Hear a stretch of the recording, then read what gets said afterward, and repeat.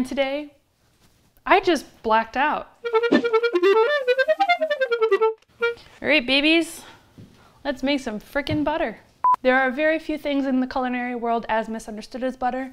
It's always around, but no one's ever paying attention to the quality of it. Today, we're going to make it from scratch. So I've got some heavy cream from Kilgus Farms. It's about 2 hours outside of Chicago. They've got Jersey cows over there, which are really good for butter production. So we're gonna take 2 cups of the heavy cream. We're just gonna add it to this deli container. So this is pasteurized. In the United States, you have to have all of your dairy pasteurized. There are some raw milk cheeses that can get away with that, but they're aged over 60 days. So to kind of get some of that wild flora and fauna and bacteria back into the milk that gives it so much delicious flavor, we're gonna add in some kefir. So this is full of probiotics and all this kind of funky lactobacillus kind of stuff that's gonna give our butter a lot of flavor. So we'll give this a good mix. Make sure it's all mixed. What? We'll cover it with some cheesecloth, leave it at room temperature for a few hours, up to a few days. This will be the culturing process. So this is when the cream will really culture. You could take it to a museum. All right, so it's been a few hours. We've got a little bit of crème fraîche going on. I chilled it for a little bit, about an hour. We're gonna take the crème fraîche and pour it straight into the mixer. Start on low. This is gonna be mixing for a while, maybe like 20 minutes wouldn't be unreasonable. First it'll start to get frothy. You can kind of see that here. Then it'll start to get really thick, almost like frosting. Oh baby. So at this point it's starting to almost look like it wants to be whipped cream. It is whipped cream right now, but we're gonna push it further.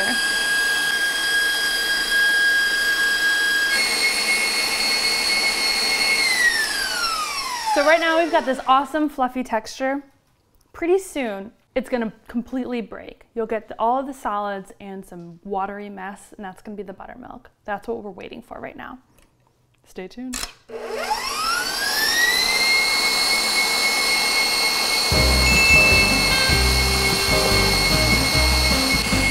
Look how much the texture has changed. It's not beautiful and fluffy and whipped cream like anymore. It's starting to get like kind of wet looking.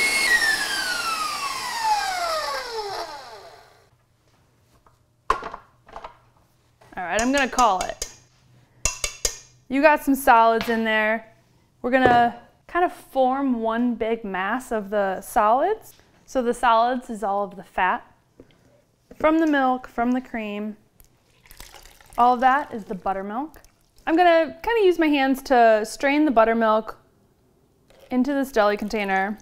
We'll make biscuits, brine some chicken. All right, the next step is to remove any remaining buttermilk from the mass of butter that we have. So I've got an ice bath over here that I've prepared. Just plunge it in there and kind of keep kneading it. You'll notice right away that the water kind of becomes cloudy. That's just the buttermilk kind of leaching out. You want to get all of the buttermilk out so that the butter will stay fresh. So at this point, there's no cloudy liquid coming out of this anymore. Now we can add the salt. All right, so I'm still kind of just pressing and folding, kind of getting any last bit of buttermilk or moisture out of here, making sure that it's just all butter. I've got some flaky MALDON salt. We're gonna do about like a tablespoon of salt. I don't know, I like things a little salty. Now that we have great butter, it's time to snack on it. One of my very favorite things to do with really good butter is just to serve it with radishes. You've got crunchy, you've got a little bit of spice, you've got that richness. You do need a little beer for it. It's perfect. But I'm still hungry. Let's make a sandwich. So I've got the best French baguette I could find. I'm making a ham, butter, pickle sandwich. And since there's butter in the title of it, I feel like you really gotta be generous. We're gonna grab some cornichons. That's gonna help with like the bite of it, give it some acidity, give it some sass.